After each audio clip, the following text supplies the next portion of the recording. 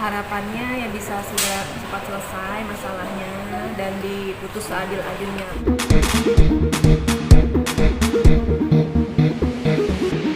Gimana hari ini kabarnya? Alhamdulillah sehat. Alhamdulillah sehat. Kak, kok terlihat nggak pakai masker sih, Kak? Aku bawa. Oh, bawa. Nanti kan mau pembacaan pledoi pribadi, jadi disimpan dulu, nanti dipakai lagi. Karet dan juga Mas Pablo mengenai hampir mau menjelang putusan. Gimana mungkin perasaannya dan harapan tersebut itu apa sih? Harapannya ya bisa segera cepat selesai masalahnya dan diputus seadil-adilnya, karena di sini kan pengadilan tempatnya kita mencari keadilan. Semoga benar-benar hakim itu kan perpanjangan tangan dari Tuhan Allah. Jadi kita percaya putusan itu pasti akan yang terbaik lah. Pasti diberikan yang terbaik, harus yakin, insya Allah. Katamu intinya pledoi Barai sama Nanti kita bacakan kan teman-teman nanti bisa. Tadi udah saya bacakan kan? Sebagian ya Pablo udah bacakan, saya nanti setelah ini saya bacakan. kamu tadi isinya cukup berat juga ya, selama berada di tahanan, kamu bebannya begitu berat. Oh iya pastilah. Itu Gimana, Pak? isi perasaan saya tuangkan yang paling dalam, saya tuangkan ke dalam pledoi itu. Jadi jangan kira di dalam rutan itu kita ngejalanin hidup itu nggak berat, pasti sangat berat sekali. Nggak bisa ketemu anak, nggak sebebas begini mau bincang-bincang karena ada waktu, ada jam-jamnya, kehilangan pekerjaan, mata pencarian, gitu. Jadi nggak mudah, gitu. Ditambah lagi sekarang lagi musim corona, ya anak juga nggak bisa ngebesuk. Kalau kita rindu sama anak, apa yang mau kita lakukan? Nggak bisa ngelakuin apa-apa selain ngelihat tembok sama jeruji besi. Nah, itu yang kita alami. Itu aja sih. Banyak lah hal-hal yang sebenarnya nggak bisa diungkapin dengan apa ya, kata-kata. Terakhir ketemu kapan, Kak? Katanya sempat ada sesi video call ya. Ada apa? Status bisa pegang dulu. Jadi sekarang ini kita di rutan karena tidak boleh membesuk secara langsung, diberlakukan untuk video call untuk semua tahanan. Difasilitasi, tidak dikenakan biaya gitu, jadi kita bisa bersilaturahmi dengan keluarga melalui video call. Tapi sampai saat ini saya belum melakukannya karena sibuk dengan sidang, jadi nanti mungkin akan melakukan video call dengan anak saya. Saya lebih khawatir karena dengan virus corona ini saya tidak bisa ada di samping anak saya kan, menjaga benar-benar dia harus ada di rumah. Kalau saya ibu kandungnya kan bisa benar-benar memprotek dia gitu untuk jangan keluar rumah, karena sekolahnya anak saya yang besar sudah libur, jadi dia harus di rumah dan ingin banget memperhatikan semua kesehatannya, kebersihannya, daya tahan tubuhnya, vitaminnya, semuanya, karena saya yang paling mengerti dan paling memahami gitu kondisi anak saya, anak kandung saya sendiri. Jadi saya sangat sedih gitu, tidak bisa menemani di saat-saat genting, harus melakukan social distancing dan harus ada di rumah saja gitu. Harusnya saya yang ada di rumah, harusnya saya yang mendampingi anak-anak saya, tapi apa boleh buat, saya sedang menjalani proses hukum. Mudah-mudahan anak saya selalu diberikan kesehatan dan mudah-mudahan Allah mendengar doa saya sehingga saya bisa kembali berkumpul bersama anak-anak. Kemarin tanggal 24 ulang tahun. Sini lu geser, Bang, geser. Gimana Iya. harus menjalankannya di tahanan? Syukur alhamdulillah saya masih diberikan kesehatan Sebelah sini, Kak. dan rezeki ya berupa kehidupan. Walaupun saya di dalam penjara, tapi saya bersyukur saya bisa mencapai usia yang 33. Saya bisa lebih menjadi manusia yang lebih baik, bisa lebih bijak dalam melakukan segala sesuatunya dan bisa lebih dekat dengan Allah Subhanahu wa taala. Jadi ulang tahun yang 33 ini ulang tahun yang sangat spesial karena pada saat 33 tahun saya ada di dalam penjara yang tidak pernah saya bayangkan sebelumnya seumur hidup saya untuk bisa mendekam di dalam penjara. Tapi ini semua adalah banyak hikmah yang saya ambil dari semuanya. Mungkin kalau tidak ada kejadian ini saya juga belum berhijab, jadi saya ambil hikmah sebanyak-banyaknya dan saya berdoa semoga masalah ini bisa cepat selesai, bisa kembali berkumpul bersama keluarga. Itu aja, saya hanya mikir anak karena virus corona ini benar-benar sangat serius, benar-benar harus waspada, kita harus menjaga kesehatan.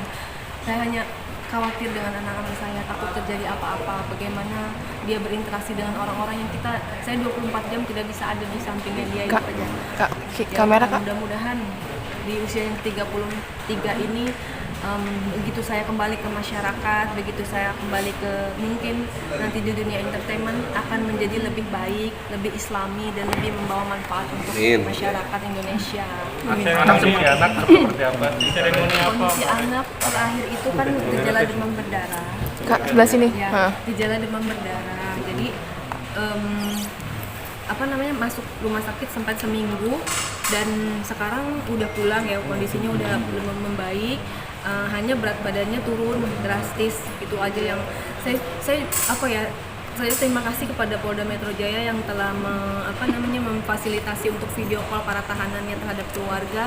Saya mengucapkan terima kasih, namun di satu sisi saya nggak tega gitu ngelihat kalau video call sama anak, pasti anak saya bilang, mami kapan sekolahnya selesai, kok sekolah melulu, katanya gitu.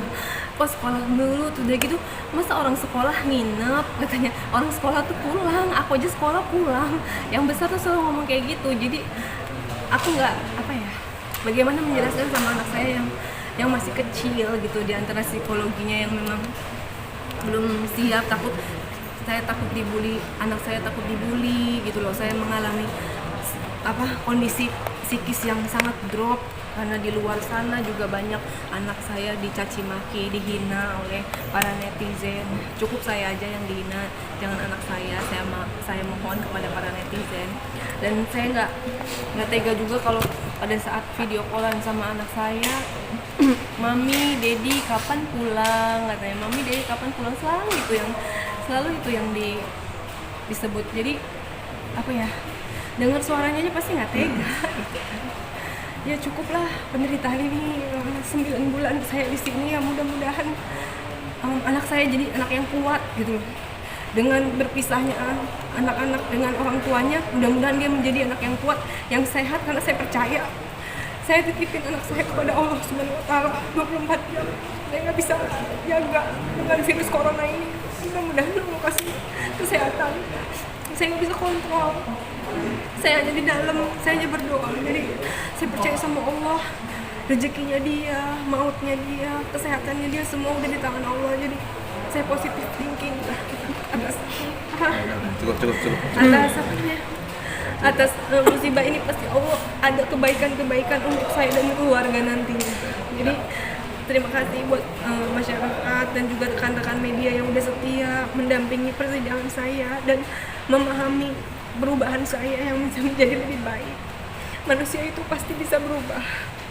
Jangan lihat masa lalu saya ke depan akan insya Allah akan lebih baik dan akan memberikan manfaat kepada masyarakat Indonesia. Saya hanya bisa bilang terima kasih juga kepada pelapor saya atas musibah ini. Kami bisa berhijrah bersama-sama di jalan Allah.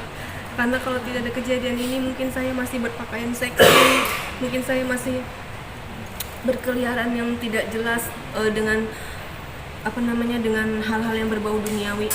Sekarang saya alhamdulillah di 33 tahun ini Allah benar-benar sayang sama saya.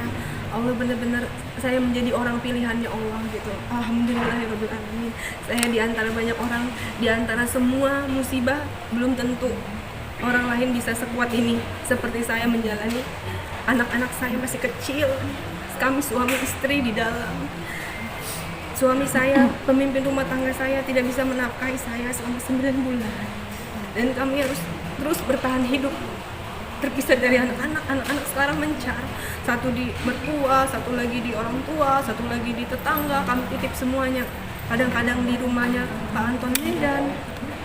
Kami titipkan ke semua yang bisa menjaga anak saya. Jadi saya mengucapkan terima kasih atas kebaikan orang tua saya, mertua saya, saudara-saudara dan tetangga-tetangga yang mau menjaga anak saya ketika saya di dalam. Dan kebaikan itu tidak akan pernah saya lupakan. Dan yakin Allah pasti akan membalas kebaikan-kebaikan yang menjaga anak saya lebih dari ini. Dan untuk menjelang bulan Ramadan juga saya mau minta maaf kepada seluruh masyarakat Indonesia. Saya sebagai public figure mungkin kemarin banyak melakukan hal yang tidak sesuai. Insya Allah kedepannya saya akan menjadi manusia yang lebih baik lagi. Saya hanya minta didoakan supaya saya dan suami saya bisa bertemu dengan anak-anak. Itu aja kembali bersama keluarga. Ya udah, cukup ya. Takutnya nanti nggak kuat sidang deh. Udah nggak kuat sidang deh. Karena saya manusia, saya bukan malaikat. Keturunan Anda pasti pernah melakukan dosa, pasti tidak luput dari dosa. Saya pun manusia. Menurut Kare untuk video ucapan yang dibuat sama anaknya, Kare gimana pendapatnya? Perasaan Kare gimana? Oh, dipancing lagi saja. Udah mas, nanti aja mas. Soalnya nanti takutnya nggak bisa sidang nih. Langsung ditunjukin juga sama teman-teman media videonya. Katanya mami sehat, terus mami cepet pulang sekolahnya. Katanya mami hampir kangen banget sama mami. Ya saya nggak tega lah mas, gimana menjelaskan Kak, ke boleh ke saya? kamera, Kak? Gimana saya harus bisa menyentuh anak saya walaupun ada fasilitas video call, tapi kan tidak bisa menyentuh kulit, tidak bisa menyentuh membelai rambut gitu, maksudnya bonding antara ibu dan anak tidak bisa dilakukan hanya dengan video call. Tapi saya terima kasih banyak masih bisa diberikan kesempatan oleh Polda Metro Jaya untuk bersilaturahmi dengan anak saya, dan seluruh tahanan juga yang ada di Polda Metro diberikan kesempatan untuk bervideo call dengan keluarganya, dan itu difasilitasi secara gratis. Terima kasih banyak, kami juga dirawat dengan baik, kesehatannya, suhu badannya, makannya di rutan Polda Metro Jaya. Saya terima kasih, benar-benar dijaga oleh Dirtahati Polda Metro Jaya yang menjaga kami, benar-benar saya terima kasih.